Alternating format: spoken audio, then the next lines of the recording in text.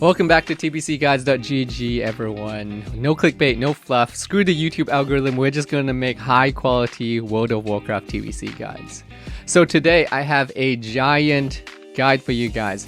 So this is everything for TBC Phase 1 Rogue. So this is your talents, this is your consumables, this is enchants, gems, and of course my super in-depth Phase 1 base gear guide covering gear, covering weapons, covering trinkets. I break down everything nicely in tabs with all the recommended DPS increases, what gives you the most DPS increase, what isn't worth it, what should you skip. So this guide is basically everything a rogue could need to know in Phase 1 TBC. Before we jump in, I do have to give the big shout out to the Patreon guys as always. It's been a crazy month. In 1 month we reached 220 plus Patreon supporters, and it's kind of made me really believe that this crazy dream of saying screw the YouTube algorithm, I refuse to make clickbait content. We're just going to make high quality guides that are easy to use without the clickbait, and it's made me believe that it's possible. The dream is possible. This past week has been kind of crazy. I've just been focusing on trying to get these guides out in time for TBC with the shortened pre-patch. I've been sleeping, probably not enough, 3 to 4 hours a night, but it's the times when I'm sitting at my computer and I see my phone light up and it says, oh, so-and-so has joined the Patreon, and it's 5 a.m. in the morning. I just think, okay, maybe all this crazy hard work to put out the higher quality content is worth it in the end. And that maybe this crazy dream is possible. So thank you so much, guys, for believing in me, and it means a lot. So thank you. Okay, guys. So first, we're gonna run you through the basics. So these are your talents, your consumables, basic rotation, professions, enchants, and gemming. So this is kind of everything you need to know, as well as things like, do I go Eldor, do I go Scryer? This is your 101 intro to everything about Rogue in TBC before we hop into the biz list. As always, there are timestamps in the description, so if you want to skip ahead to different sections, you're only interested in certain sections, you can check the timestamps in the description and skip ahead to the parts that you need. So as always with all of my guides, there is a text version, so you can see I'm using the text version right now. If you head over to tbcguides.gg, the link's in the description as well. There's a whole rogue section. You can go through everything that I'm doing with all these nice tabs all sorted for you nicely for reference. So yeah, let's get into the guide. So first things first, basic rogue stuff, because a lot of people are kind of confused with the stats that are coming into TBC and how things change, because we've got another 10 levels, so what stats you actually need have changed a little bit. So to keep things simple, all you need to know if you want a rough idea of how things go is that expertise is the best stat. It's better than hit rating, which is better than haste rating, which is better than agility, which is better than crit rating. So the big change thing here is that crit rating used to be a lot better. Crit used to be better, but in TBC with combat potency and such, hit is now getting more valuable. So crit rating has kind of dropped to the bottom. It's still a good stat, but it's one of the lower of the good stats, right? And here I have a rough breakdown of roughly how much attack power one of the rating is worth, so that at least you have a rough idea, right? So you can see 1 expertise is 2 to 3 attack power, 1 hit is 2 to 3 attack power, 1 haste is 2 to 2.5 attack power, 1 agility is 2 to 2.5 attack power, and 1 crit is down to 1.5 to 2 attack power. So that's roughly speaking where the stats stand as far as things. Now I will say that don't fall into the trap of chasing one stat. So I see this happen all the time. I get questions all the time from rogues who hit me up and say, hey man, I'm trying to stack expertise, so I'm trying to stack hit because this is way better than this other item that just has agility on it. But you have to keep in mind that expertise is good, but it's not the end all stat. The same with like hit, the same with haste. You just because one item has expertise and one has like agility doesn't automatically mean that the item with expertise is better, right? You don't just chase the stat, you chase the overall DPS gain. So that's something you need to keep in mind when you're chasing gear. Now, the important numbers to note, people always ask me, is there an expertise cap? There is, but you're not really going to reach it right now. It's a lot of expertise, and there's not that much expertise gear in the game.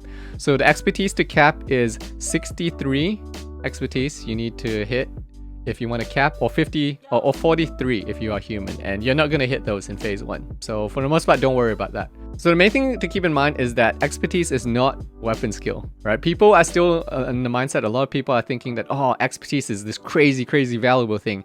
It's good, but it's not weapon skill. It's nowhere near in the same ballpark as valuable as weapon skill. So yeah, just keep that in mind. Now, as far as hit rating goes, we're back to needing 9%. So 9% is the number you need if you don't want to miss your special abilities like Sinister Strike or Eviscerate. Now, you can calculate how much hit rating you have manually, like 15.77 hit rating is 1% hit, or and this is what I recommend, is you just download the Red Tusk TBC Rogue stats, which will literally show it on your character window. And that's just the easy way to keep track of it. So this is what I would recommend, is you just download this weak aura, import it, and you don't have to do any manual calculations at all. Now, the reason hit is really valuable, again, is because of combat potency. So combat potency in TBC is the new talent that basically it gives you a chance to generate energy every time your offhand successfully attacks. So it just means that hit and haste is super valuable. Haste in particular gets more valuable as you stack more of it. And yeah, that's why hit is performing very well in TBC. And by the way, this is also why expertise is a really good stat, even though it's not as good as weapon skill. Expertise, if we go back up, expertise basically reduces your chance to be dodged or parried, right? So that's the main benefit of expertise now. And that's why, because combat potency is really good. Now, there's 2 sets of numbers here to pay attention to for your hit cap. If you want to be hit cap versus level 73 bosses, 315 is your cap. If you want to be hit cap versus level 72 mobs, 268.1 is your cap. Honestly speaking though, if we're getting into like a full BIS scenario, you're probably going to be somewhere in between this number, these 2 numbers, the level 72 and level 73 number, and that's perfectly fine. That's perfectly fine. I don't think you have to pay too much attention to that. The main thing is, as long as you're not over 315.4 hit, then you're not wasting hit. But in a full BIS setup right now with the full gemming and such, you're unlikely to hit that number unless you just went crazy with hit, which I don't recommend. Maybe if you went full hit gems only in every single slot, then you might hit it. But if you're just doing normal gemming, like a normal distribution, you're not going to hit this number. So I'll explain this more when we get to gemming and chanting down a little bit more. Okay, now for exposed armor, yes, everyone's going to be probably expected to do exposed armor. Unless there's 2 rogues on your raid, then you can kind of rotate. But exposed armor is very strong in TBC because the mobs have increased armor, which means it performs very well. You may have heard that warriors don't get as much taunting, or they can't devastate, or etc. You don't have to worry about that. Warriors can still do the devastate stuff. They still sunder before you get exposed armor up, even because technically it takes you time to get exposed armor up. So the warriors should still be sundering on the first global and getting that up before exposed armor overrides it once you have the 5 point. So yeah, you will be doing exposed armor. You don't really lose much because the talents are kind of on the way in the assassination tree anyway. So you don't really lose much by taking the exposed armor talents. And technically speaking, even if it's just for your own DPS, in some cases, exposed armor can actually be a DPS gain just for yourself in your own rotation. So it's actually not a bad thing to be doing exposed armor. But obviously the ideal is if there's another rogue that you can get to do the exposed armor, then you can just go full DPS mode. But yes, exposed armor is a thing that most rogues will be doing, and you should probably get used to doing it. So let's talk swords, daggers, and mutilates. So unfortunately, this is kind of the era of full swords mode for everyone.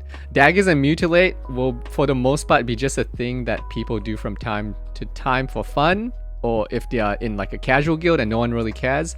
And honestly, you can still do that in phase 1 because for the most part, people don't really care super much about min-maxing Karazhan and Gruul and Mag. These aren't crazy hardcore raids. It's a very casual atmosphere in phase 1, so you might still be able to get away with it. But the DPS drops are 3% if you go from combat swords to combat daggers. This is assuming full BIS, right? And it's a 5% drop if you go from combat swords to mutilate. So it's a pretty decent chunk of DPS to just be losing, but it's not complete meme level. You can still put out respectable numbers going combat daggers and mutilate. So don't feel like you have to play swords forever but just be aware that it is like that is this drop. And because the big problem is swords are so plentiful. Swords are so easy to get. Everyone is gonna be getting a free spike blade basically, unless you have really bad RNG. There's not really any competition on a guild run for that spike blade. Well, probably the only rogue there. So you just get defaulted the spike blade if it drops. So swords are not contested, and the offhand Latros is not hard to get, it's just a dungeon drop. So there's kind of like no reason to not go swords, except for maybe you just hate swords. That's pretty much the only reason to not go swords, because the gear is really easy to get, and it's by far the best DPS spec overall. As well as that, exposed armor is a thing that people will be requesting from your raid. So even if you're the dagger rogue, your raid is probably going to ask you to do expose armor, and it's going to really suck. If you ever tried to expose armor as a dagger rogue, it's not fun because you don't generate enough combo points. Now technically you could do mutilate and then do expose armor, but then you're dropping even more DPS, and it's just generally not a good time. Daggers is generally not a great time or in a great space for TBC. As well as that, the final thing that I will mention is that rogue spots are really contested. There's a billion PvP rogues that want to get PvE gear so that they can smash people in arena and BGs, and they're going to be gunning for your spot, honestly. You're going to find rogue applications left and right. So if you're not playing the best spec and you're not performing properly, you can expect that some guild leads will be able to easily replace you. So you gotta be a little bit careful about that. If you want to play like a meme mutilate, you can from time to time, but just be aware that if your guild starts feeling that you're not performing your best, then why are we bringing this rogue when there's 5,000 other rogues behind him who would happily take his spot and play the proper specs that don't lose 5% DPS. So yeah, generally it's the era of swords, unfortunately. That's just where we are. Now, the one thing I can say is that I do think that you will see the occasional rogue still playing daggers, still playing mutilate, because no one else is really picking up the daggers that much, and there's only 10 people in the Karazhan. So I could see a place where you're still waiting for a spike blade and like the dagger of Prince drops, and you just use that until you get a spike blade, because it's still a good dagger. It's like a 91 DPS dagger or something like that if you get the good daggers. So I could still see a spot where you don't have your swords set up yet and you can still play daggers. You can still do respectable DPS. Now, as far as Eldor versus Scryers go, you should go Eldor. There's really no reason not to go Eldor, except just because you like your tabard more or something along those lines. But there's no real reason, because one, you get this filler weapon, which honestly doesn't really matter that much. And generally, I would even go as far as saying that the differences between Eldor and Scryer, even though Eldor is better, are so minimal that it probably doesn't matter in the long run. So the main things to keep in mind with Eldor and Scryer is that you get this filler weapon. So this might be a nice weapon if you are exalted with Eldor and you still don't have a spike blade. This is a nice pickup to just hold you over. The DPS enchant for your shoulder is 1 DPS better than Scryer, which is basically nothing. And technically, the Saffron enchant from Naxxramas is still better than this by 1 DPS as well. But overall, the enchants are kind of whatever. It doesn't really matter that much. The difference between them is so minimal. The only real DPS difference is in the necklace. So once we get to Sunwell, the necklaces for Eldor and Scryer have different effects. Now, take this with a grain of salt, because we don't have a lot of data on the actual proc rates for the Scryer necklaces and the Eldor necklaces and such. So all of this is just best guess, but according to the best guess data, the necklace from Eldor is going to give you 7 more DPS than the Scryer. So again, this is still not like a major thing. So if for some reason, I don't know, if for some reason you just prefer the way Scryer looks, you can still go Scryer, you still perform fine, you'll still be able to put up great passes, top passes and such. But if you're a min-maxer, it makes sense, just go Eldor. There's kind of no reason not to go Eldor if you're a min-maxer. Okay, now let's talk consumables. So with this start of the phase, consumables are going to be key. So progression rating is going to be usually your most expensive time, but don't worry, we have flasks for that, which will really help out. So if you don't know how the TBC buff and consumable system works, is that you have 1 battle elixir, which is your offensive buff. You have 1 defensive buff elixir, which is your guardian elixir. You have a food buff. You have unused potions, so these are kind of like your healing pots, your haste pots. just your general potion cooldowns. Then you have your Thistle Tea as a rogue. Thistle Tea is still good. It's nerfed to do less damage, or less energy rather. So you only get 40 energy when you Thistle Tea now, but it's still free damage or free energy, so why not use it? And it shares a cooldown with Hearthstone or Healthstone still. So yeah, you should still be using Thistle Teas if you want. And they're still cheap. They're still actually cheap. I saw Thistle Tea was 5 silver on some servers earlier. And finally, there is still the scrolls option. So scrolls are still around, the super sweaty scrolls. So you can pop an agility scroll and a strength scroll on top of all your normal consumables. Now, as far as what consumables you actually want to use, for progression week, you definitely want to be using Flask of Relentless Assault, right? So the benefit of this flask is it does take up both your battle and guardian elixir slots, and it lasts for 2 hours and persists through death. So the persist through death is the big one, because you're going to be dying a bunch in progression week. When people are still learning how to do Shade and how to do Nightbane and all of that in Karazhan, you're going to be dying a bunch. So for progression rate, I would highly recommend you just use the flask instead, so that if you die, you don't have to repop your guardian and battle elixirs again. So yeah, and technically flask is the highest DPS increase overall anyway, as long as the mob isn't like a demon. But your second option, if you don't want to do the flask, which I would highly recommend you do for progression weeks where you're dying, is you can go Elixir of Major Agility and then a Guardian Elixir of your choice. So it's a little bit less DPS, so you get 35 agility and a bit of crit here. It's a little bit less DPS, so you actually lose 5 DPS if you choose to go this path versus doing the Relentless Assault Flask. But it does give you the option of a Guardian Elixir slot. So you can pick from things like Swiftness of Zanza, Elixir of Major Fortitude. It just depends on what you want. So you can get more run speed, you can get a little bit more HP. So that's another option for people that do want to have that Guardian slot. But in general, again, I would recommend everyone, for the most part, go Relentless Assault, especially during these early weeks. Now, the final option is something that we're not going to be doing that much now, but you might see it done more in later phases when there's more demon mobs. But Elixir of Demon Slaying is actually crazy good. 265 attack power versus demons is a lot. So anyone that cares about their passes, that cares about min-maxing, will be swapping to this option once we start seeing more demon boss encounters in the later phases. I wouldn't actually worry too much about stocking up on these. I know some people have been stocking up on a ton of Elixir of Demon Slaying things and the potions and the ingredients to make these, but they're not hard to get. You can go back and get them. They're really easy. They're instance farmable, the mushrooms to make them and such. So I wouldn't worry too much unless you're trying to play the market or something. I wouldn't worry about stocking up on these too much. Okay, now food options. So we have 3 food options. So you can see there's 2 food options here that give you 20 agility. You can pick one of them. They both pretty much the same thing. And then there's one that gives you hit rating. I would actually not recommend you go for the hit rating option, because the most annoying thing about rating is sometimes when your guild is moving forward actively and you can't stop to eat, you don't want to have calculated out your perfect hit rating and then be sitting there going, oh wait guys, I need to eat to hit my ideal hit rating because I just lost 20 hit rating.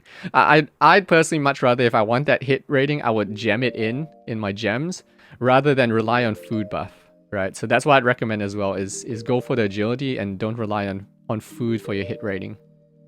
Even though technically it might be a little bit more DPS to have 20 hit rating versus 20 agility. I would still pick the agility just because of the annoying part of having your hit rating tied into the food. Okay, for your on-use consumables, haste potions are your new on-use. You'll be popping these all the time. Your ideal usage for these is anytime you pop your 2-minute consumables, you pop the haste potion as well. Generally, I would actually recommend that you bind your keys together. So you can bind haste potion, blade flurry, and your active trinket all together. And you want to wait for the drum usage. So if you have a drummer or you are the drummer, you want to make sure that's happening as well. So you stack the drum haste with your haste potion here, with your blade flurry haste, with your active trinket, and then you would probably pop adrenaline rush and such as well. So yeah, haste potions are your new active kind of consumable, and it's what you'll be using most of the time. Now, as I mentioned again, Thistle Tea, still a thing. Still make these. They're great. They're nerfed to 40 energy, but you should still be using them, and they're really, really cheap. Now, the two sweaty options here are again scrolls. I did talk about scrolls already, so we won't recover them. You can use scrolls of agility and strength. But the other option is flame caps. So what flame caps do is they kind of like Dragon Breath Chili, for people that remember that from Classic, is that if you use them, you have a chance to hit the target you're hitting for 40 fire damage. So if you're super sweaty, you could technically try to fit this in because it has a 3-minute cooldown. Rotate it with your Thistle Tea, because Thistle Tea is a 5-minute cooldown, this is a 3-minute cooldown. You could use this, trigger your Shed cooldown, and then once that is up, you could like use a Thistle Tea. You could cycle them basically. Personally, I'm not worrying about this. This is a pain in the butt to do, and who really cares about phase 1 to this level? But if I was going for like a world first thing, maybe I would look at doing these sorts of things. Or if I'm going for world first passing. But in general, I'm not worrying about this. This seems like a big pain in the butt, but it's there if you are sweaty enough to want to do it. Okay, now let's talk about your TBC rotation. So unlike in the past where I could tell you like, oh, you know, this is the exact rotation you do. You do this, and then you do this, and then X, Y, Z, here's your rotation. But in TBC, because of combat potency procs, that entire idea of having a fixed rotation is kind of out the window.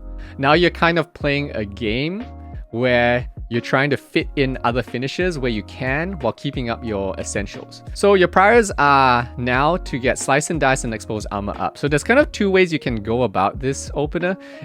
I know some people like to do a 1-point Slice and Dice into 5-point Expose, or you can do 5-point Expose into a Slice and Dice after that. Both options kind of work. It kind of depends.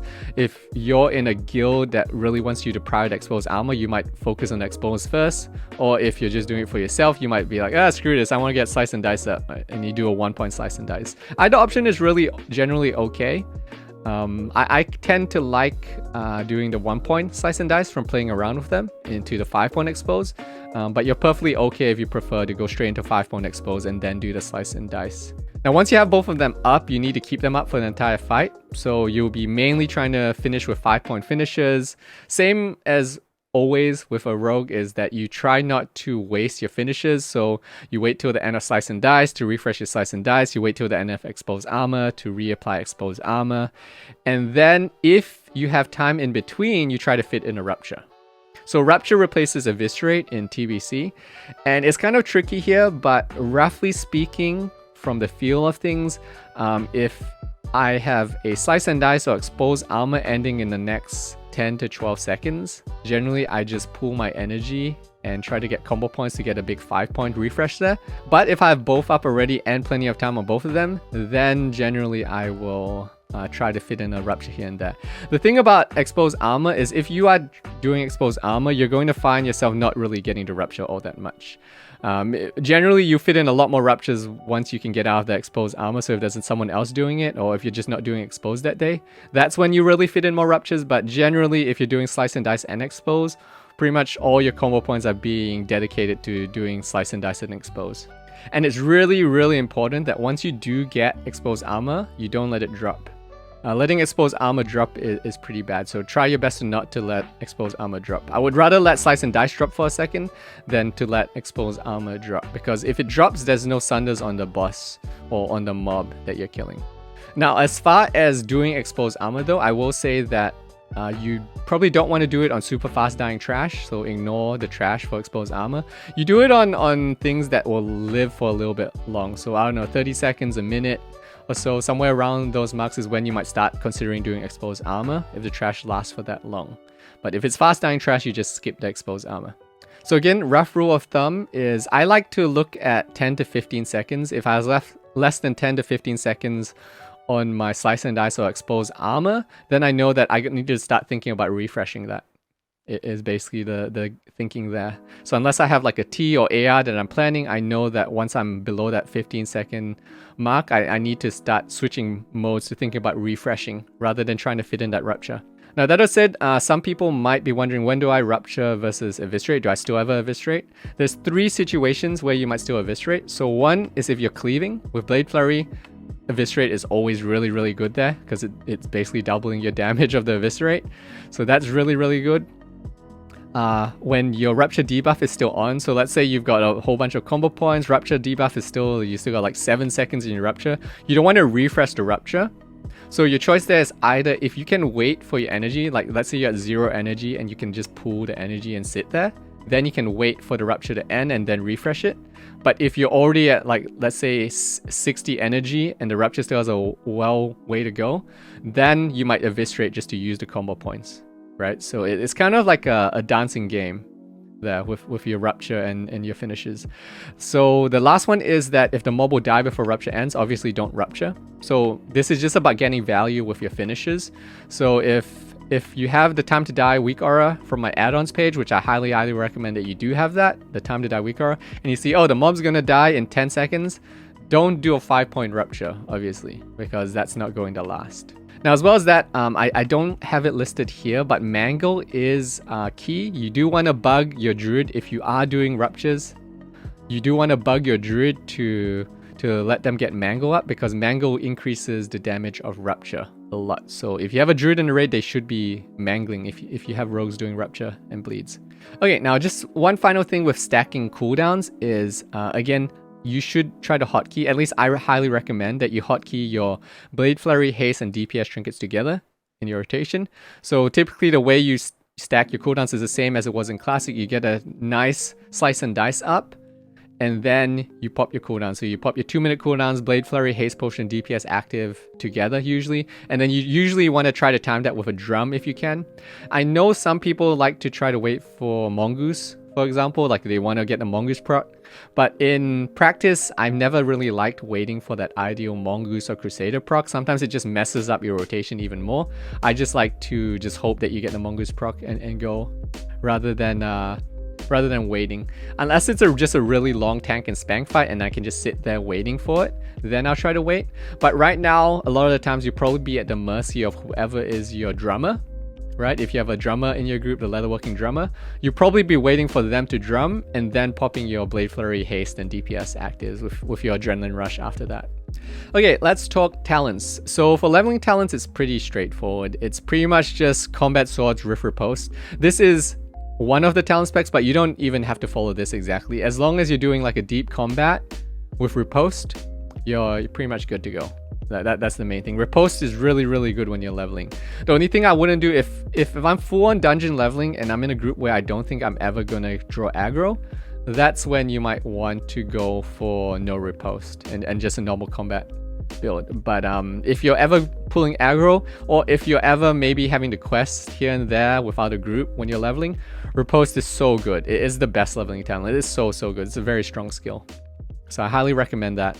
Now, again, this is Combat Swords. If you're just going daggers, you can just go like a normal combat daggers or mutilate build as well. Those perform fine. If you are combat at all though, I always recommend you pick up Riposte if you are doing any leveling. Okay, now for your DPS talent trees, it's just pretty standard here. Combat Swords is going to be your go-to. 2041 is what I'd recommend. The only real questionable things here to keep in mind is that here in the combat tree, you can see I went 2 points into improved sprint and 1 point into endurance. You can kind of like flip those around. There's kind of 3 to 4 points you can play around with in the combat tree and kind of choose your own adventure as far as what you want to go there. Personally, I always hate it when I don't have improved sprint and then I get into a situation that I need improved sprint or I want improved sprint, especially if I'm not respecing and I'm going out in the open world and I get slowed. It's just annoying.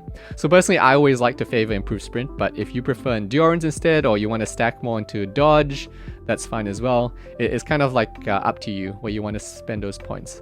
The other thing is that I did take improve eviscerate here in this build, but if you're fighting a lot of mobs that have murder does technically outsim improve eviscerate if it applies. But the thing is, murder only works if the mob is human, giant, beast, or dragonkin. So it just depends on what you're killing at the time, whether murder is better than improve eviscerate or not. Now, if you're not doing exposed armor, obviously you can move the 2 points out as well. But in general, you just pick that up and you just keep it. It's just easier than respecing every time you want to choose not to play exposed armor. It doesn't really cost you that much.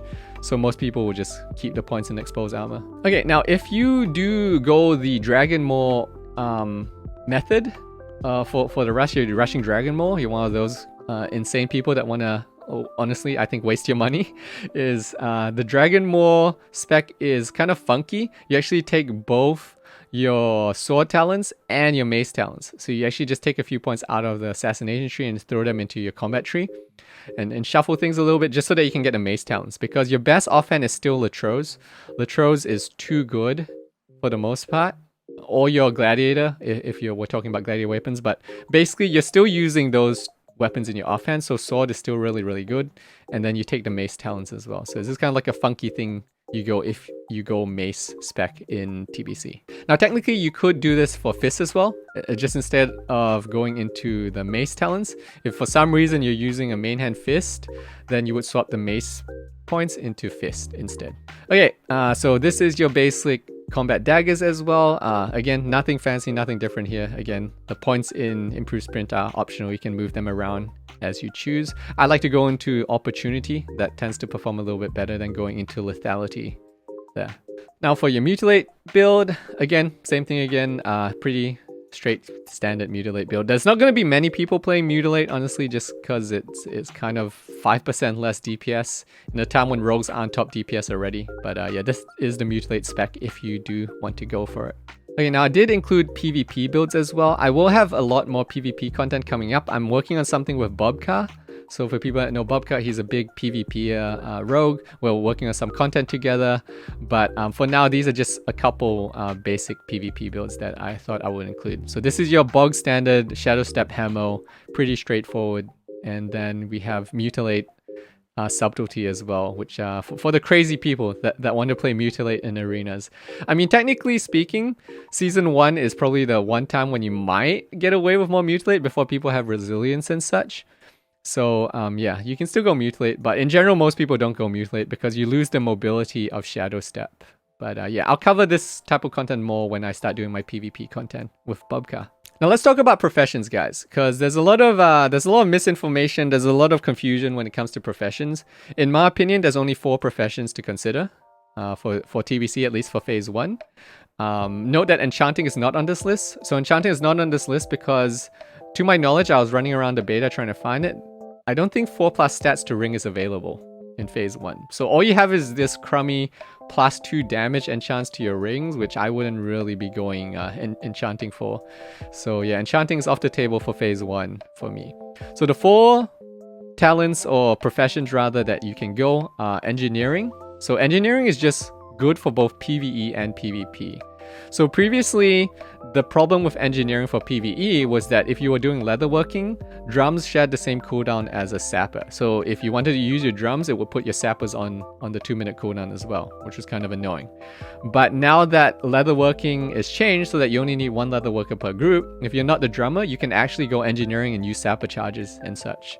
So it's good for PvE. You can use sapper charges, you can use grenades. It's fun times in PvE again. Now for PvP, engineering is also really good because not only do you have fun things to do in the open world with rockets and mounts and things, but there's 2 really good items. You can get the rocket boots at Extreme, which is really good for arena. Technically, these are supposed to be disabled in arena at some point, but Blizzard has allowed them to be in on the beta for Phase 1, so I don't know if they're going to disable them at some point in arena, but right now the rocket boots do work in arena, so these are a great pickup. And then we have the Invulnerability Belt, which is a 4,000 shield. So if you're playing double DPS in arena, this is really, really, really good. 4,000 damage is a lot of damage.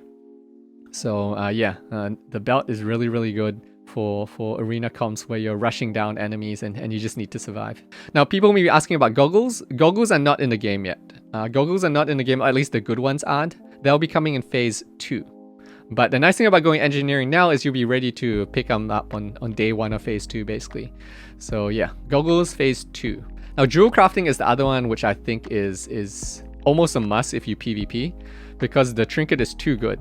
Plus, 1 stealth level is really, really good for rogue matchups and for other stealth classes in there. It's just really, really good.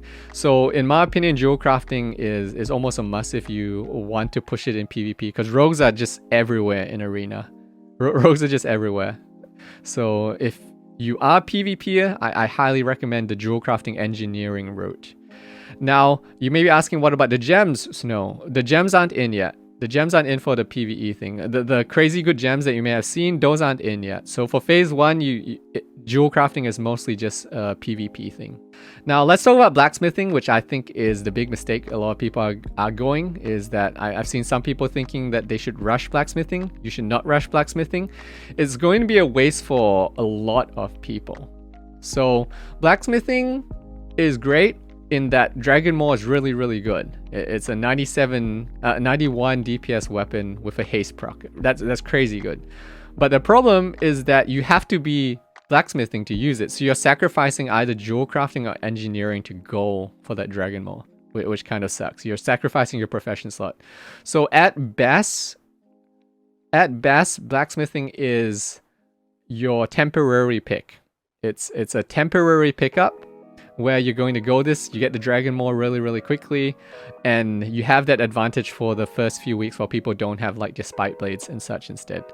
But basically what you're going to want to be doing, even if you go blacksmithing, is you're going to go blacksmithing for the start, then you're going to swap it out once you get a spike blade to be able to reclaim your profession slot again and swap out of blacksmithing. Because really at the end of the day, this is the big problem, is that the top 4 weapon choices along with Dragon Maul are basically on the same level, within like 5 to 6 DPS of the Dragon Maul. So it doesn't really make sense to go for this unless you just have crazy amounts of money.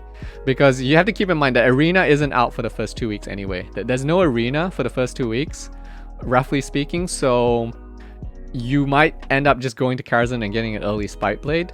Or, like, let's say even if it takes you 4 weeks to get that Spike Blade, so that'd be like an average-ish drop rate, like 1 in 4 clears, or 1 in 5 clears. Let's say it takes you 1.5 months. It's only like a few weeks of Arena that you have to really sacrifice that, because Arena's not starting for 2 weeks, so you're losing, what, maybe 2 to 3 weeks of Arena, waiting for that Spike Blade. So here's my recommendation. If you are a baller, you have a lot of gold, and you don't care about your gold, then sure, you can go Dragon Maul, but I would wait until like the 2 weeks in before I would go into blacksmithing. So I would not rush blacksmithing, even if you want to go blacksmithing. I would hold on, see if I can get that Spike Blade and not waste the money on Dragon Maul. And then if I don't get it and I really want to push Arena in like week 1 of the Arena introduction, I want to get Gladiator in that 1 week or something insane, then you go Dragon Maul. But otherwise, don't go blacksmithing. I think it's a big waste of money. It's a big waste of money. Now let's talk leatherworking. So leatherworking is something you don't need to do anymore necessarily, although your raid may still ask you to do leatherworking depending on your situation. But because of the leatherworking changes, anyone in your group can be the drum guy. But that said, there is an advantage. So for example, if you're a PvE only rogue and you don't care about jewel crafting in phase 1 because you're not doing PvP, you don't care about the stealth bonus from the trinket, you could technically just go leatherworking engineering and be really set for PvE, because then you control when the drums get popped, which is really nice. It'll make it way easier for you to stack your cooldowns up if you're the one who controls when you pop your drums, right? So yeah, if you're a PvE only rogue, I could see PvE only rogues going leatherworking and engineering. And for PvP again, I would really recommend jewel crafting engineering. Okay, so let's talk gemming. So gemming is interesting because you can either kind of pick between hit versus agility. So there's hit caps that I do list here. You just basically want to make sure you don't go over them. In general, unless you're stacking hit heavily, you should be okay though. But you have to decide whether you want a gem for hit or agility. My personal opinion is, even though hit seems a little bit better than agility, I actually prefer stacking agility because it has a double usage. It's good in PvE and it's good in PvP as well because it gives dodge. So I like favoring agility more than the hit. But if you don't care about Arena, you don't care about PvP, I could see you focusing on a little bit more hit. Just be aware, again, of these hit caps that I list up here. Try to avoid going over them if you're trying to min-max in PvE. Now, as far as your gem choices, meta gems, we have Relentless Earthstrike Diamond. It's by far the best one to go. You should go for it. This is the one to go for. You can do Swift Skyfire Diamond instead if you wanted run speed, but I would go for Relentless Earthstorm Diamond. It's the best meta gem for sure, with the 3% increased damage to your crits. For your red gem, I would recommend the Agility because it's the best one. for a red gem, so this is the gem that I favor a lot. I prefer agility gemming personally for the double PvP PvE usage. For your yellow gems, you're going to go rigid dawnstone, and one thing you may note is that you don't stack crit anymore. So like I said at the start, is that crit isn't as good as it used to be. In vanilla, crit was a really good stat, but now hit has kind of taken the place of crit as the better stat if you do want to stack one of the two stats. Now for your special usage gems, there's two gems here that you might want to pay attention to. So one is the Glinting Noble Topaz. So you basically use this if you want to swap out a little bit of hit for more agility, because this goes into your red or yellow socket, for example. So or if you're in a heavy agility build and you want to get a little bit more hit, you can use this as well. So this is kind of your in-between one that works in both red and yellow slot, and it's kind of like a balanced hit and agility option. Now next is the Shifting Knight's Eye. So this is 4 agility, 6 stamina. So you'd only really go for this one is 1 if you were, for some reason you were stacking stamina, or 2 if you just needed to meet like a blue socket requirement on your meta gem or something along those lines, or there's a really good bonus that needs you to have a blue socket gem and it's worth it for you to sacrifice the 4 agility or the 4 hit to go for this, then this is when you would use the Shifting Knight's Eye. Okay, let's talk enchants. So enchants are pretty much really straightforward, right? So for head, there's only one option really to go, Cenarian Expedition, but you should be getting to Revered fairly easy with these guys. For shoulders is interesting because technically the Saffron one is BIS, but it's only BIS by 1 DPS. So for the people freaking out thinking, oh no, I have to go back to Naxxramas, don't worry about it. The Scryer and Eldor shoulder enchants are within 1 to 2 DPS of them anyway. So I would not even care about it. I'm perfectly happy to just go Eldor and take the 1 DPS loss and never have to go back to Naxxramas again. Now for your back options, it's pretty straightforward. Agility enchant for your back. Subtlety is not worth. Don't go subtlety because I don't know, if you're getting aggro while being a rogue that has vanish resets for your aggro, then something's going wrong with your tanking. I don't feel like you need the threat decrease there. As far as the stealth enchant is really good for PvP actually, but I would get a second cloak to try to put this on if I needed the stealth enchant for PvP. For your chest enchant, we're back to standard exceptional stats, so it's just +6 to stats. The PvP option is here as well, for if you want to stack some resilience, you can have a resilience enchant. For your wrist, we're going to go 24 attack power is the best PvE option, and then there is a stamina option for the PvPers out there, or if for some reason you just want more stamina. But in general, a lot of rogues don't stack a huge amount of stamina in PvP anyway, unless you're running a specific comp that needs it, because a lot of rogues favor just high DPS in arenas, especially in Season 1. Now for your hands option, we pretty much just have the 1, which is your 15 agility. It's still the best one from Classic, it's still the best option generally. There's a new attack power one, but the agility option beats it. So go for these ones. Just keep in mind, I did put a note here that don't forget to get your mining or herbalism enchants if you're doing mining or herbing going into TBC. Those are very handy to have. So you might want to get a second set of gloves for that if you don't already have that. For legs, we're going to be doing Nether Cobra leg armor, by far the best option. Technically, if you're a PvPer, you might be tempted away by the 40 stamina on Nether Cleft leg armor, because that's a lot of HP. That's 400 HP there for the stamina. That's a lot of HP. And there is a budget option, so if you're poor, Nether Cobra is an option as well. Now for your feet. Now here's where you have a choice. You can either go with Cat Swiftness, which is what most people will be going, assuming that you went with the Relentless Earthstorm Diamond for your meta gem. You'll want some sort of movement speed increase, and then you'll be going Cat Swiftness. If however you believe that you always have Swiftness Zanza on, or you went with the other Swift Skyfire Diamond option for your meta gem, which doesn't need any run speed anymore, then you can go for the full DPS option, which is the Dexterity for the agility enchant. Now for your fingers, you only have one option really right now, Striking, which is +2 damage to physical attacks, because like I said earlier, +4 stats isn't in the game yet as far as I know. And you do need to be an enchanter as well to do this, so I don't expect many people to even have this, since most people are not going enchanting. For your weapon enchant, Mongoose is just the only option really. It's just hands down beats everything else. You can go Crusader if your server just doesn't have a cheap Mongoose option yet, but I would make my way towards Mongoose as soon as you can, once you get a weapon worth Mongoosing. For a range item, Scope is there, but let's be real guys, we're rogues, the Scope probably doesn't even really do much. And the crit message here, this only applies to your range hit, so it doesn't really even matter. So you don't really even need this enchant. Okay, so part 2. Okay, so here's the big Bissless stuff now, guys. This is the stuff that people usually like from my videos. So this is your phase 1 Biss, and we're going to go through it now. So this is your rough Biss option here at the top. I have it all listed. Basically, the main thing to keep in mind when we're going through this Biss list is that you usually want 2 Wastewalker pieces. So you can see here in this most optimal option, I have the shoulder and I have the hands for Wastewalker. So you always kind of want to keep 2 Wastewalker for the set bonus and 2 Netherblade. So that's your tier gear for the set bonus.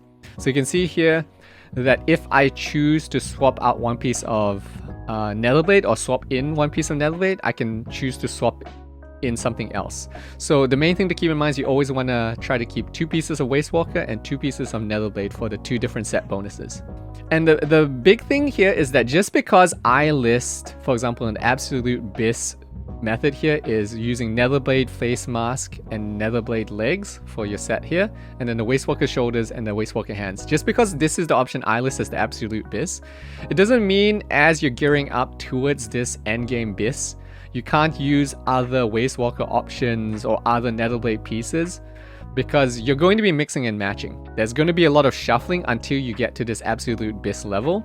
You're going to be shuffling which 2 pieces of Wastewalker you might be using, or which 2 pieces of Netherblade you might be using, depending on just RNG and what you get to drop.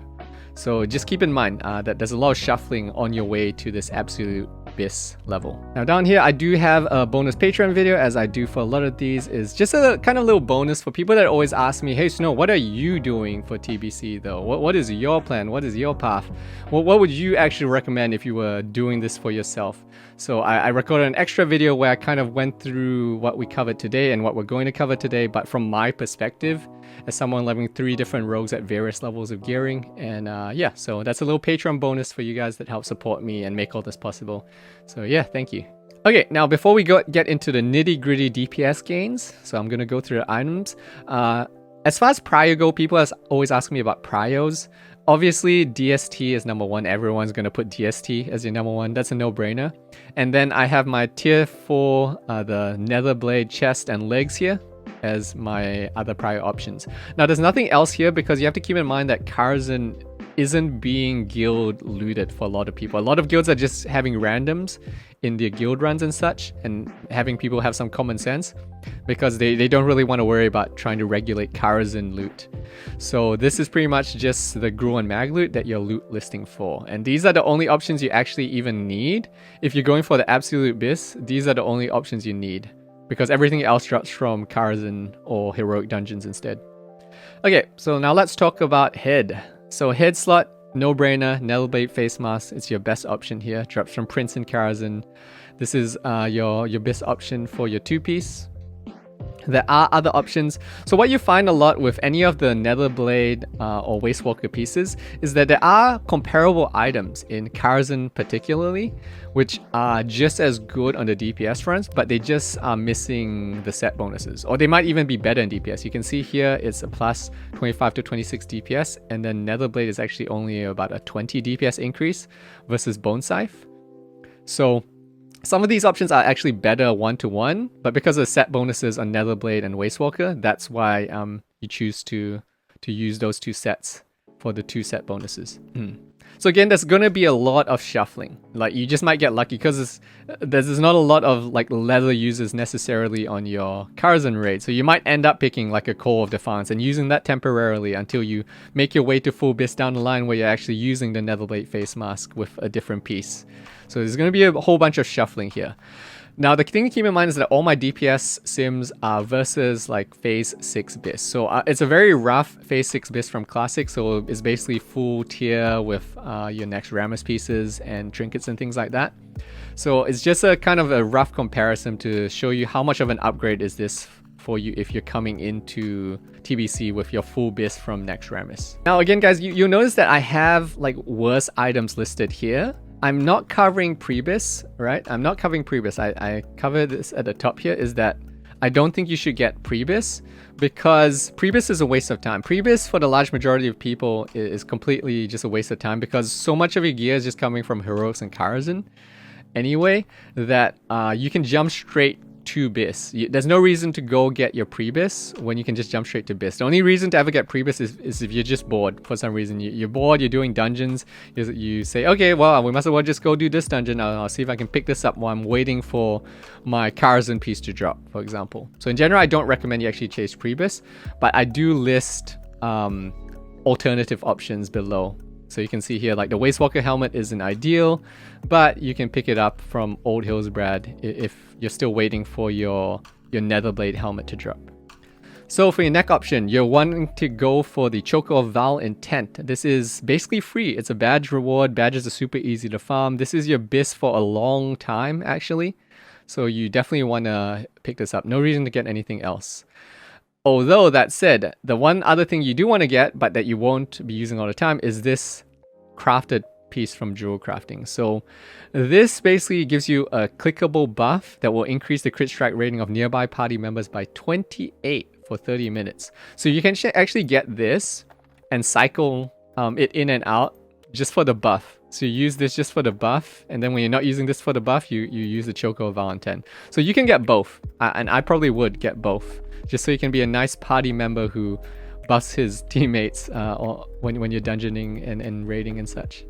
Okay, now for your shoulders, you want to go Wastewalker shoulder pads. So the Wastewalker shoulders are the best option out of the two pieces that you need for Wastewalker. Shoulders are one of the two. So these are the piece that you want. Netherblade is good as well, but again, you can see the DPS gain. 14 DPS gain versus Bone Scythe. 14 DPS gain versus Bone Scythe. They're both the same DPS gain. You must as well go to Wastewalker here because you lose the least DPS.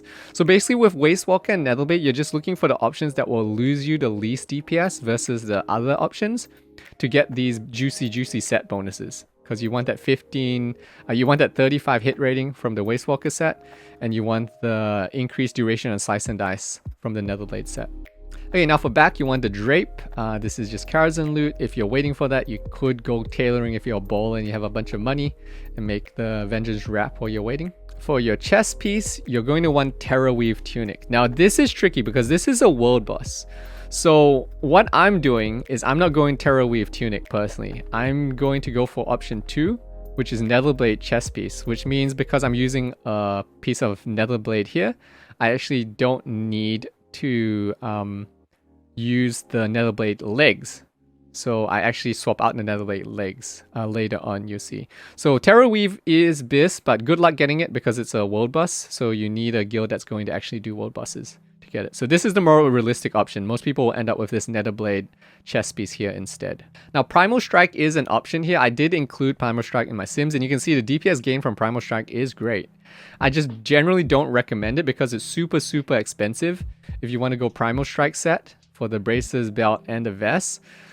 And it's great, but it's a lot of money, man. And you're going to replace all this. You're going to replace this with the Netherblade and other pieces. So in general, I don't recommend going Primal Strike unless you're just, I don't know, unless you're just a baller with unlimited funds. Then go for it, I guess.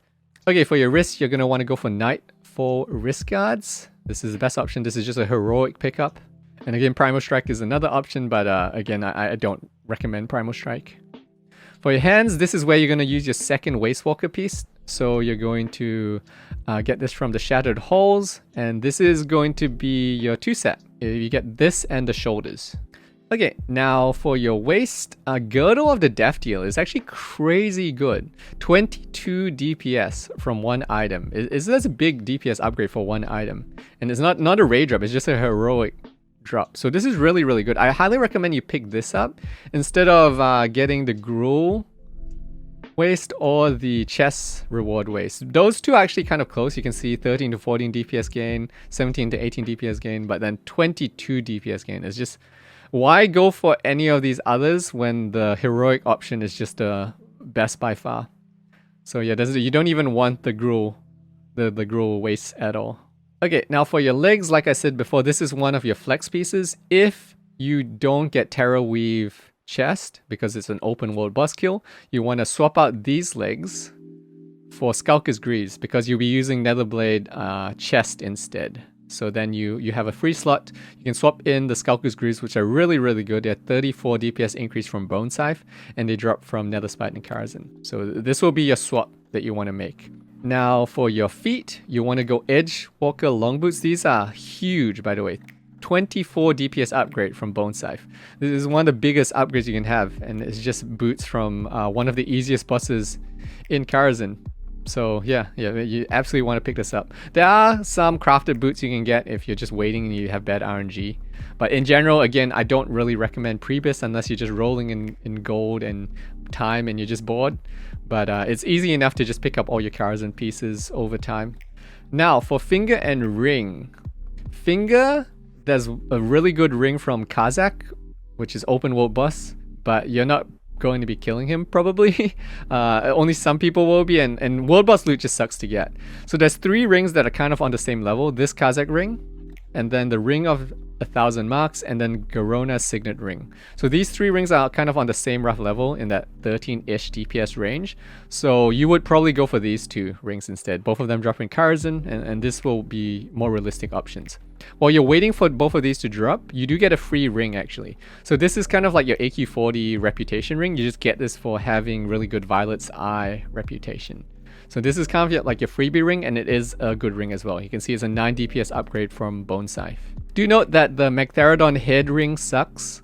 It is really bad. It's only a 5 to 6 DPS upgrade from your Bone Scythe ring. So yeah, you probably don't want to bother getting that at all. Now for your range, you have a lot of range options actually. So you can see all these are kind of in the same level. So the one from Karazhan, the Sun Fury Bow is 9 to 10 DPS. And then you have this just faction reward one for Exalted with Thralma or On a Hold. This is also 9 DPS. You have your Barrel Blade Long Rifle. This is also 9 DPS, but this is a world boss drop. So good luck. Probably never going to see this one.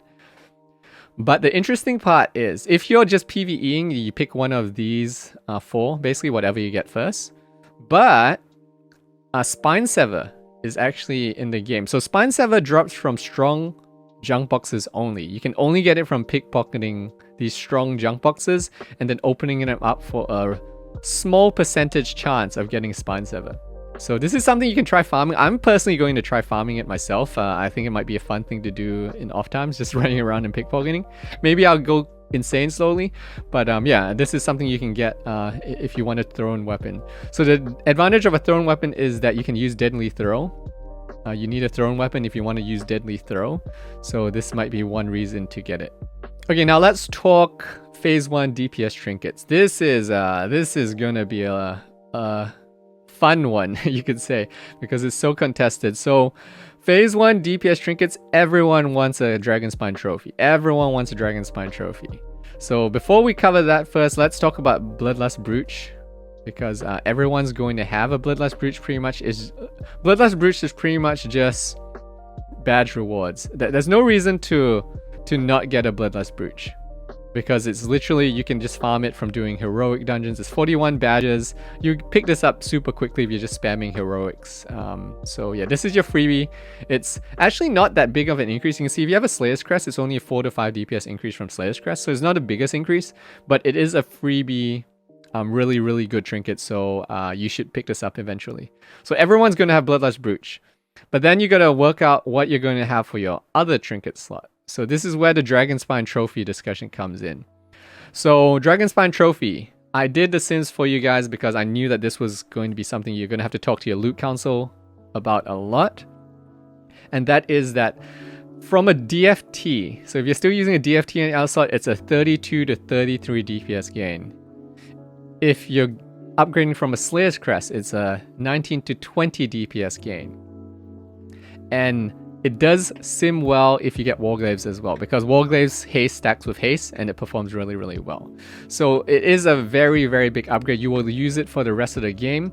In general, if your guild is doing splits, everyone should be able to get a Dragon Spine eventually, because you're killing Gruul every week basically in splits, and you're probably going to keep killing Gruul until everyone in your 25-man raid has a Dragon Spine trophy that wants one, because he's going to be like Onyxia. Remember in phase 1 and then going on to the later phases, guilds kept going back and killing Onyxia for Viscags and other weapons. So this is going to be the same. People are going to keep going back and killing Gruul just for the Dragon Spine trophy. So expect a lot of Gruul kills. And if you're a serious guild, you're definitely going to be splitting Gruul. Now, I did do some other numbers for people that want to know. So how good is DST versus the next best options in phase 1? So let's say you have all the best trinkets in phase 1. So from a Slayer's Crest, it's a 27 to 28 DPS increase. Now note that this is different from earlier. I said it's 19 to 20 DPS increase, because this is if you're just upgrading from like your Nax gear up, right? And you're swapping out your Slayer's Crest. But this is if you already have your Bloodlust Brooch in your other trinket slot. Okay, so that's why the DPS numbers change a little bit. So this is if you have the second best trinket already, which is a Bloodlust Brooch in your other slots, which you should have, because everyone should be getting that Bloodlust Brooch since it's a freebie. But yeah, so versus Slayer's Crest, 27 to 28 DPS. Versus Romulo's Poison Vial, 23 DPS. Versus an Abacus of Violent Odds, 32 DPS. Versus an Hourglass of the Unraveler, 33 DPS. So the interesting thing is Hourglass is actually kind of bad. When I was looking at all the stats, Hourglass is actually kind of like a bad trinket. It's not very good. It's a trinket you would use mostly if you're a newer rogue, but if you're coming in from phase 6 with good DPS trinkets already, Hourglass isn't really one I would pick up. It's actually not that great. So yeah, you can see this is the DPS gains. And then I actually went in and looked for long term. So this is how much DPS ahead of everything else DST is for the rest of the game. So DST is something you're going to use for the rest of the game, because the only trinket that ever beats it is the Blackened Naru Sliver, which is in phase 5. And this won't even replace it, because DST would occupy your second slot. So you're going to be using this for the rest of the time. Again, these sims are not done with Warglaves, by the way. So if you have Warglaves, it increases the value of DST because you're stacking haste. But you can see here, so the only thing that comes close to it is Berserker's Call, which is like a 2 DPS. It's within 2 DPS of the DST, but DST is still the better option. And in a lot of cases, you would still use the DST anyway, because you'd be using one passive. And the interesting thing with trinkets is that passive trinkets tend to just be easier to min-max and easier to use, especially if your other trinket is an active trinket. It's a lot easier to get the min-max value out of one active, one passive than it is to do 2 actives, even though it's still possible to do 2 active trinkets. Passive trinkets just also perform better on trash as well. So yeah, so the closest trinkets are Warp Spring Coil and Berserker's Call, but both of those still get beaten by a DST. And then interestingly enough, Madness of the Betrayer, which a lot of people like, is actually 7 to 8 DPS less than a DST. Now again, keep in mind these values are for 2 to 3 minute fights. So these are more for you to compare them to your long-term goal, and not for other classes to really compare them to their DPS gains, because the thing about DPS gains is, and this is something I talked about on the podcast with Zyrene, is that it really changes whether we're talking about like a 1 minute fight, a 2 minute fight, a 3 minute fight, whether the sim is accurately multiplying the damage values, or whether it's like an inflated DPS number. It's there's a lot of factors that come into rough DPS gains. So a lot of times, if you actually do want to compare this to other classes, you need to convert it to a percentage gain based on the base like DPS you're doing, and that's kind of like a better way to do it. But I just want to include this for people to see what the long-term usage is for DST, which is basically for the rest of the game. Yeah, you're basically using DST for the rest of the game.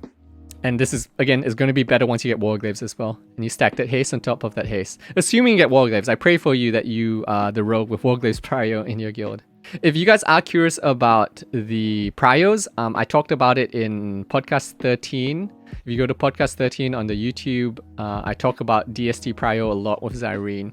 And the too long didn't watch is that we believe it's roughly speaking equal Prio, Hunter, Rogues, and Warriors. And you just kind of do a rotation. You'd kind of do a rotation of, okay, the Hunter gets his first, and then the Rogue gets his, and then the Warrior gets his, and then you start again with Hunter, or something along those lines. And the thing you keep in mind is that there's only 25 people in the raid, by the way. So only 25 people means like after one rotation, a lot of raids will already have done the only Rogue and DPS Warrior in their group. So like you might rotate through one time, and then there's no more Rogues or Warriors to even take it, and it'll all be going to Hunters. So yeah. Just keep that in mind. We're 25-man raiding now, so there's a lot less Rogues and Warriors in the raid. Now, I just want to go through the other trinket really quickly, in particular Hourglass. Hourglass is really bad performance, actually. So you can see here, Hourglass actually is 13 DPS worse than a Slayer's Crest, and it's actually on par, or maybe even a tiny loss versus a DFT, which is from Blackwing Lair in Classic. So yeah, I wouldn't get an Hourglass of the Unraveler unless you're just a newer rogue, you just need that filler trinket. Then that's when you would get Hourglass. But yeah, if you're coming in with good stuff from phase 6 of Classic, Hourglass is not really great at all. Now for the old trinkets, I want to cover old trinkets because some of these actually still get usage. So Mark of the Champion is still going to be used. It's roughly equal to a Bloodlust Brooch in DPS gain if the target is Undead or Demon. So it's still something that will get usage out of it if you're fighting Undead or Demons. Absolutely, throw that Mark of the Champion on. It's equal with your second best trinket this phase, basically. And passive trinkets, again, tend to perform better than active trinkets in some cases, just because people don't always perfectly use an active trinket and stack cooldowns properly. But a passive trinket is just always there, and it's easier to get your min-max out of it. Now, Slayer's Crest, still a great trinket. Almost on the same level as the Bloodlust Brooch. Like, we're talking 5 DPS. Very, very good trinket to be having. Kiss of the Spider. You can see Kiss of the Spider actually dropped down a little bit, and that's because it converts to rating now. Because of the change into rating, it actually loses a bit. So you can see it's 8 to 9 DPS less than the Bloodlust Brooch. So it's dropped down in value a little bit, but it's still a very good trinket by all means. So you still use it while you're waiting, for example, for your DST, if you're kind of waiting in line for that DST drop. Now DFT is actually still really good, only 10 DPS less than a Bloodlust Brooch, one of the best passive trinkets you can still use. So personally, I don't have a Slayer's Crest on one of my rogues, so for that rogue he'll be using his DFT still, and he'll be perfectly fine until you can pick up that Brooch and DST combo. Now a really, really interesting one is Badger the Swarm Guard, because Badger the Swarm Guard is really good if the fight is super short. If the fight is like less than 40 seconds, for example, it performs insanely well. But once you get beyond that, it has this crazy drop-off in the Sims where it just falls off a cliff in effectiveness. So this is a very niche trinket in TBC. It's Beast trinket, amazing trinket if it's like a 30-second fight or something like that. Or if you're killing trash, for example, and you can get it stacked up, and this trash survives long enough for you to get it stacked up and then dies in that like 30-second time frame. So it's a very niche usage trinket. Generally, this is why I promoted that even though it's a really good trinket for rogues in Classic, that it should probably go to Warriors and Hunters, just because they get better usage out of it. Ours is a very niche use of the Badger the Swarm Guard. Okay, now let's talk Phase 1 BIS weapons. So Phase 1 BIS weapons, I have a nice little diagram here for you guys. So you pretty much just have an option of 5 main hands if you're going sword spec. I don't include daggers here because for the most part, as I covered earlier in the video, daggers are not the way to go. Swords is what everyone's going. Or technically mace if you're going Dragon Ball, but these are your options, and they're all within like 5 DPS of each other outside of Blink Strike, which has a little bit more of a drop-off. So you can see here, Spike Blade is plus 60 DPS from Aggressul, and it's just free. You're going to go to Karazhan. There's not going to be other rogues probably in your Karazhan group. So if it's a guild group, you're probably just going to get defaulted the Spike Blade when it drops. So it's kind of like the no-brainer easy pickup, as long as you don't get bad RNG. Now Gladiator Slicer is the absolute BIS option, but it's only by like 4 DPS. So you'd only kind of pick this up if you just had a lot of arena points at the end of the season. You'd probably rather spend your arena points on armor versus getting one of these Gladiator Slices. Now for Dragon Maul, we covered this early in the profession. It's really, really good. You can see 61 DPS versus Gressel. So really, really good, but it costs you your profession slot. So that's why I just listed it as a niche use item. Most people aren't going to want to use their profession slot for this when Spike Blade is basically free. Now Hope Ender is really nice actually. 58 DPS and it drops off Doomlord Kazakh though. So World Boss, good luck getting it. If you get it, you get it, but probably not. Everyone's probably going the Spike Blade route. And then Blink Strike, again, it's still good. Plus 49, almost 50 DPS from Gressel. Not that far off from the top 4 options here. But if you get a Blink Strike, guys, just sell it. Unless you're just a mogul and you have so much money that you just want to buy it or you want to keep it. I would absolutely sell it. If you get a Blink Strike, sell it, invest all that gold into future phase loot, and you'll be set for the rest of TBC. Now for offhand, there's only really 2 options. So you have your Latros, which is basically free. Everyone's going to get this. Plus 41 DPS from an Iblis, if you are upgrading from Iblis. Very, very good option. Freebie from just a normal dungeon. It's not hard to get at all. Everyone should pick up an Iblis. And then if towards the end of the arena season, you just have spare points, you could technically get a Gladiator's Quickblade as well. But it's generally not really worth using your arena points on this one. It's such a small difference between the two, and Latros is basically free. Okay, now if you wanted a little bit more detailed breakdown of some of the other stuff, I do have it here. So I included like Vindicator's brand for people that were curious to see what the DPS gain is here. And by the way, for those curious, it's 35 DPS up from Aggressor. So very good placeholder weapon. But yeah, not great, but good placeholder weapon. For offhand weapons, everyone's just going to go straight to Latros because it's so easy to get. It's just a normal dungeon, you can just go get it. But if you're leveling up on your way, you actually can get like this Scimitar of Nexus Stalkers. So this is from Mana Tombs, and it's actually pretty good. Pretty good just because of the speed of the weapon and such. So if you need like a weapon on your way to 70, you can try to pick this up if you happen to be doing Mana Tombs anyway. It's kind of like a good filler weapon.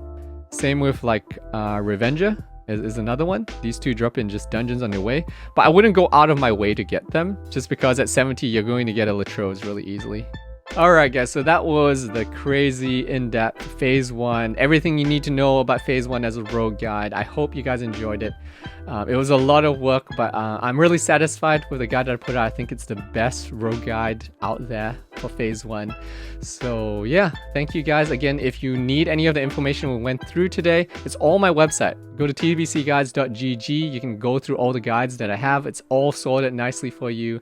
And again, thank you guys so much. The Patreon's been popping off. If you want to help support these crazy guides, support the movement that we're not going to do clickbait, screw the YouTube algorithm, you want to help support that, you can sign up for the Patreon below. And it really means a lot. I appreciate it. And yeah, I'm looking forward to keeping up with this quality of videos going forward. So yeah, take care guys. See you guys in the next video.